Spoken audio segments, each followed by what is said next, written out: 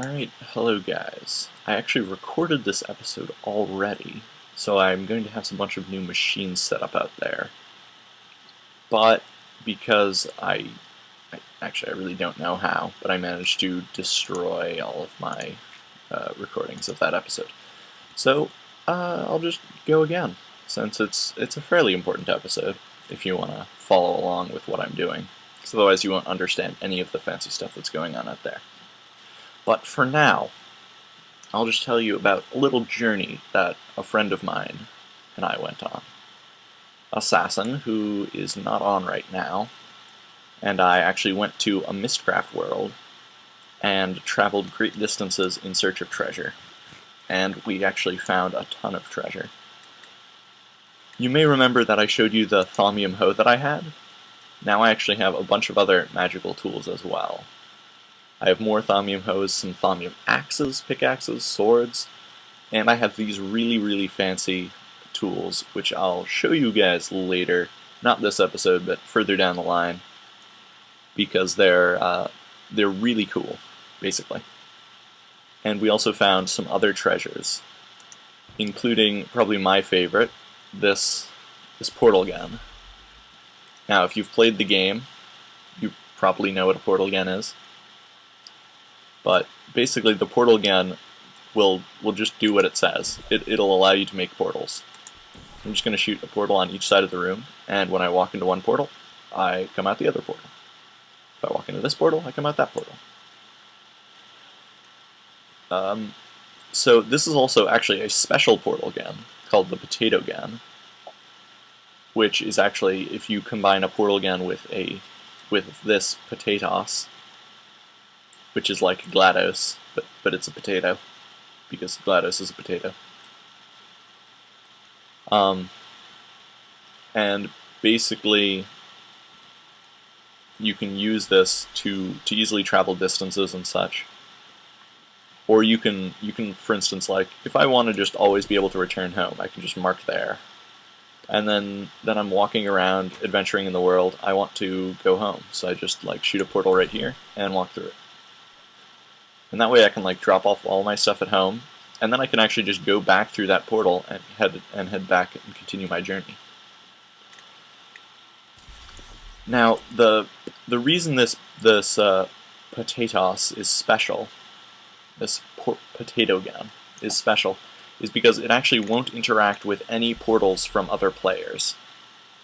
So you actually have all unique portals. If you don't add either the potato or you can actually add bacon and get a bacon gun, which actually personally I would have preferred, but if you don't add one of those, they both make your portals unique. So if you don't add either of those and multiple people have the same color of portal gun, you'll actually share portals, which can be very useful in some ways, but most of the time it's just annoying because you both try to make portals and you both mess each other up, and then neither one gets what they want. So that's basically my portal gun right there. This lead wire is part of what I was doing outside, which I'll show you in a minute, and I'm trying to remember if there's anything else inside that I showed you.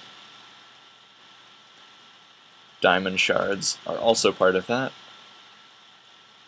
And you can see this is basically a collection of the treasure I got. There's some basic stuff, like vanilla stuff like music discs and enchanted books. I actually got some really good ones, like Power 5, Silk Touch, Looting 3, and Logic Matrix programmers, which are some fancy machinery, and I'll get down to that way later.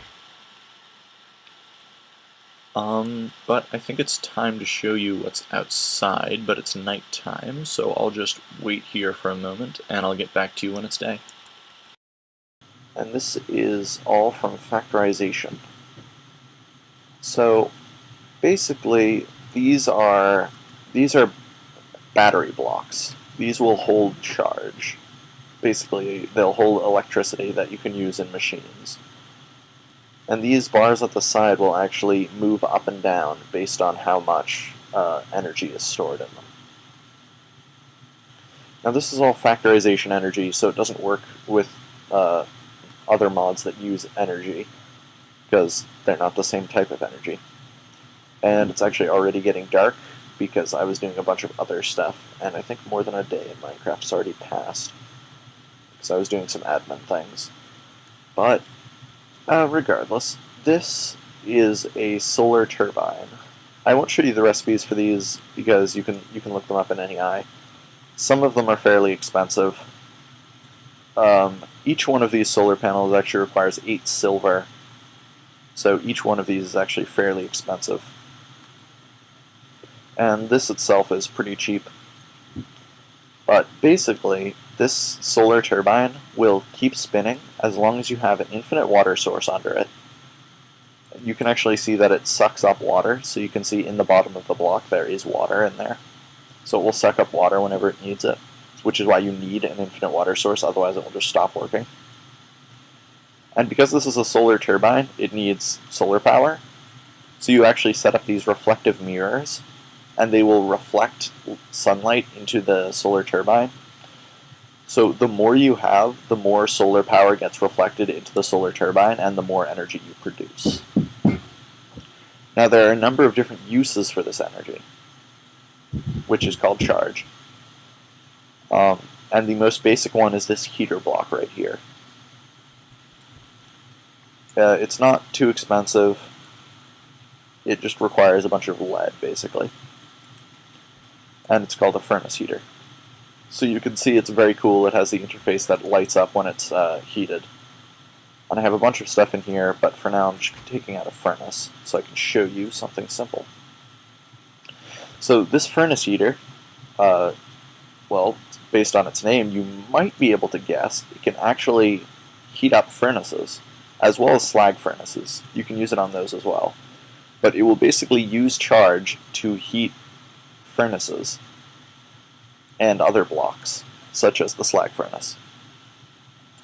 And then it will let it cool down just as if it were using coal. So you could just put like stacks of cobblestone in here, for instance, and get it all smelted into coal just by all smelted into stone just by using charge, rather than using a bunch of coal on it.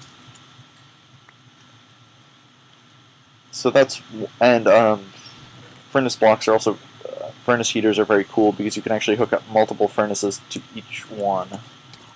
I'm sorry about this. Oh, I'm dead. Oh, I had 27 levels. That's not a big deal. 28 levels. I'll just take some of my magical swag. Go swing my sword. And sorry, I'll try to fix the lag and be right back. Hello guys. Now, everything may look a little bit different. There's extra dirt blocks, because my house actually got blown up 4 times. Yeah, that didn't go well. But I'll just continue with my explanation. Hopefully I'll get some of them on camera next time. You can laugh at me. So anyway, the furnace heater uses the heat, and then the next machine that uses the charge from these battery blocks is the grinder. Very simple interface, but it does look pretty cool. And you can see that this thing will actually move. So I'm just going to put some iron ore in here. I'll put 1 iron ore.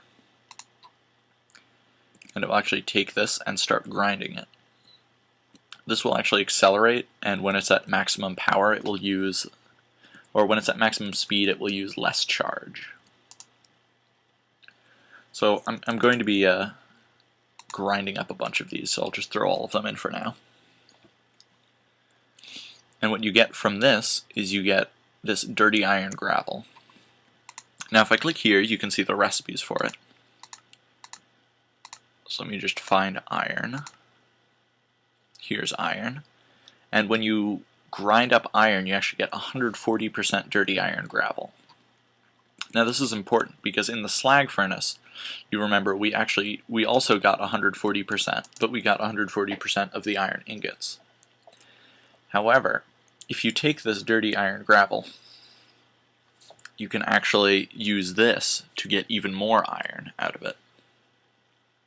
So you can smelt it in a normal furnace to get 1 iron, so that would be the same output as the dirty iron gravel, as the rather the slag furnace.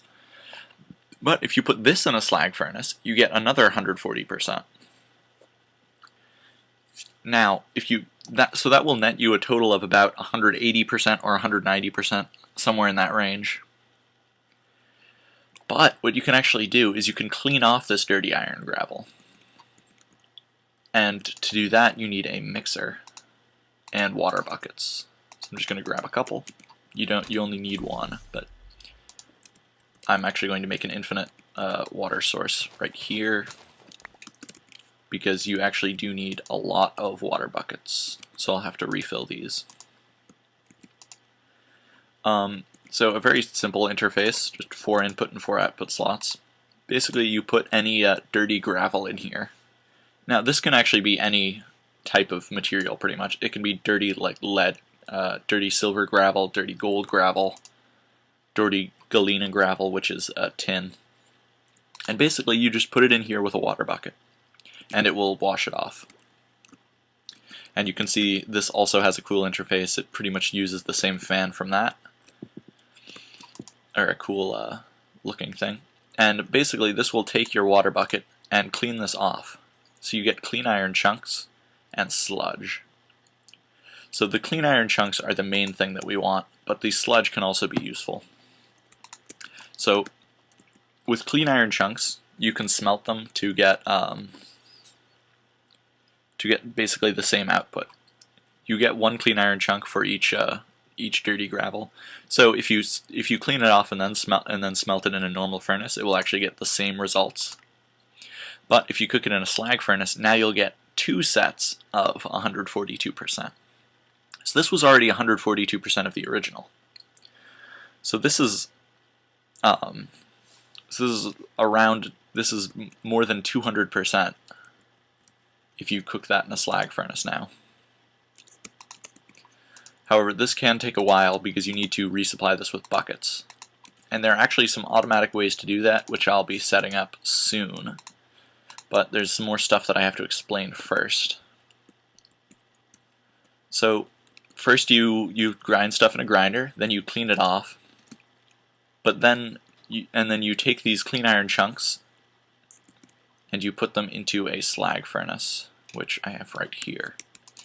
And just like the normal furnace, you can heat the slag furnace up. So I'll burn these clean iron chunks, and I'll get to what this is in a minute. That's actually the final step of our process. So now that I burned the clean iron chunks, I got these reduced iron chunks. And what you can actually do with reduced chunks is put them in one of these. These are all crystallizers. They're actually quite cheap to make, though they look quite cool. And basically you can take these chunks. I happen to have reduced gold chunks in this one, but you can use it with any of the reduced chunks.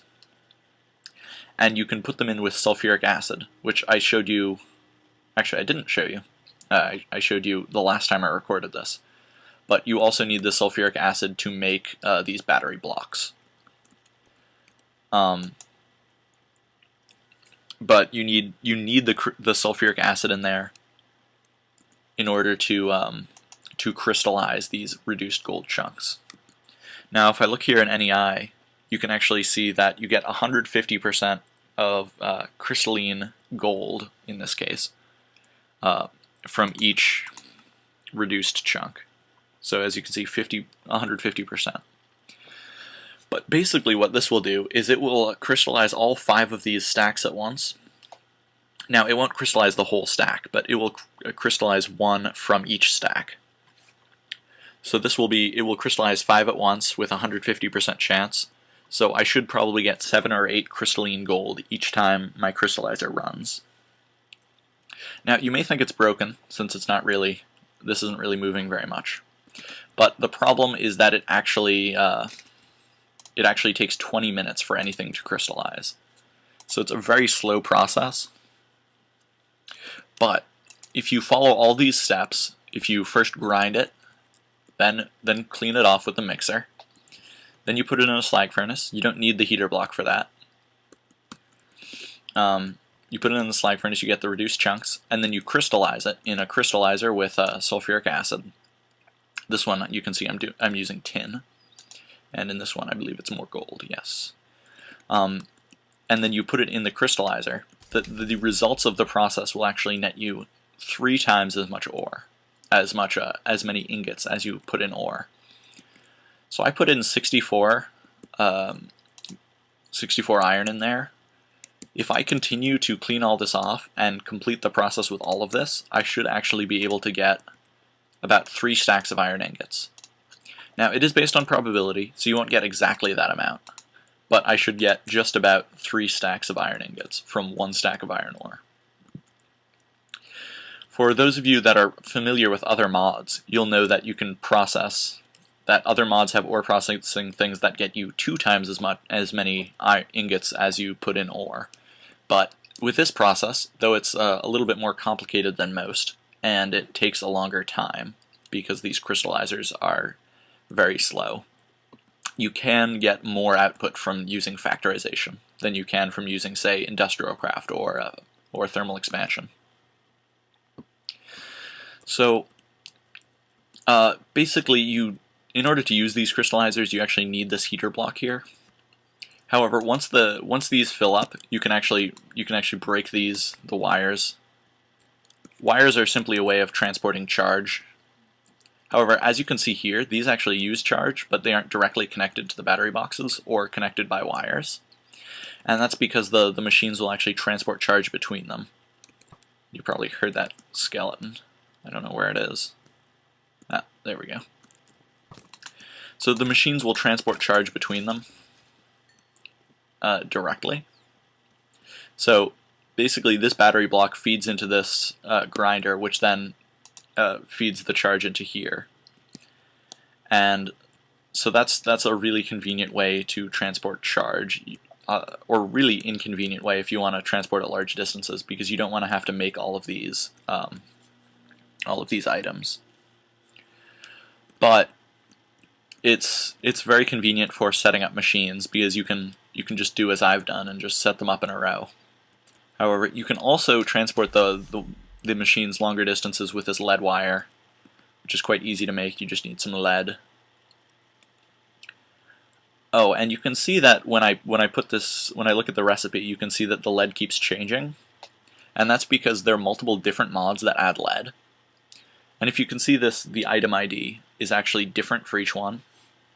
That's because each one of them is from a different mod. However, because of some excellent coding, they can actually be used together or interchangeably in almost all recipes. There are occasionally some that are a little bit buggy, but all of them should work. And that's also the same for tin and copper. There are multiple types of each of these. But the reason I broke this wire is to show you that the heater block does use charge constantly while it's heated, but because it is not using any of its heat, it doesn't actually need any charge. So it won't use any charge normally like this until it, like, say, heats up a crystallizer or heats up a slag furnace. And basically the crystallizers, they need some heat to get going, but once they start, all they need to do is just cool down, and then it won't use any of the heat from the furnace heater until it completely finishes one set, and then it will need a little bit of heat. So this actually doesn't use very much charge at all, even if you set up, say, 5 or 6 crystallizers next to one heater block. Now, you couldn't actually set up 6 because you would need one on each side, and then there would be nowhere for the lead wire to connect. And it should be noted that these crystallizers themselves don't actually need any power. You just need the heater block in order to heat them up. So I should do some explaining about this. I've already explained how the mirrors reflect the solar power into the solar turbine and charge up the battery blocks. And now you can see that this one actually has just a tiny bit of power left, and that this one right next to it is completely out of power because those lines are missing. Now you can set up more battery blocks, of course, so you can store more power, and that is likely what I'll do soon. But also the more solar reflectors you have, the more effective that is. I'm sorry about that jumping around. My mouse is a little buggy right now. So the more solar reflectors you have, the more power you'll produce. So you actually only really need one of these solar turbines, and you can actually just put, you can probably set up at least 50 of these and have it still work. So you just set them up further away. I set them up close so you could easily see that they actually all point directly towards that, because obviously they're reflecting the light towards it. And of course, because it's solar powered, it won't work at night, unfortunately, which is why I need to add more battery blocks so that all of these machines can work throughout the night. Because as you can see, this one is actually stopped, and this one is probably just out of water buckets, but if I had water buckets in here, it would still not work because there's no charge left in my system. So that's basically factorization ore processing, allowing you to get way more output out of your ores. And you can see I've been actually doing this for quite a while. I have some sludge, some chunks in here, even some crystalline stuff. And basically, as a bonus for cleaning off your dirty gravel, you can get this sludge. And if you smelt the sludge, you can actually get clay. So it's actually not bad. You can actually get clay as a bonus product. But that's pretty much all for the basic ore processing and factorization. I use the term basic loosely, because it is pretty much all you can do with factorization for ore processing. But this is extremely effective because you get 3 times the input as output. And of course, this isn't quite all you can do. This is what you need to do all the ore processing. But there are many ways to automate this. Like I don't really want to have to constantly feed buckets into this. I don't want to have to stand here and just put buckets into here. So there are actually a number of different ways that you can automatically fill up buckets and automatically put them into here. And I'll be showing you those things soon. But until then, I'll have to supply these manually. And some of them are easy to supply manually like this. I can just shovel a bunch of iron ore into there. But of course, filling up buckets automatically is not quite as easy. Or it's annoying because I have to do it automatically, because I don't want to have to stand here. Because the grinder will run for like 20 minutes if you just put a full stack in there. It's probably not quite that long. But the mixer, you'll need 1 iron bucket full of water for each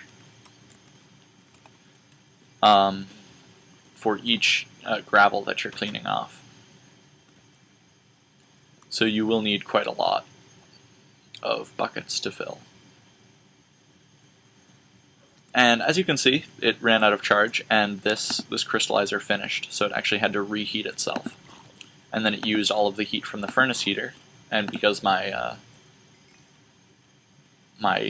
battery blocks are out of charge, it failed to heat the furnace heater back up, so the crystallizer can't start until it's fully heated. So I'm sure this has probably been confusing for a lot of you.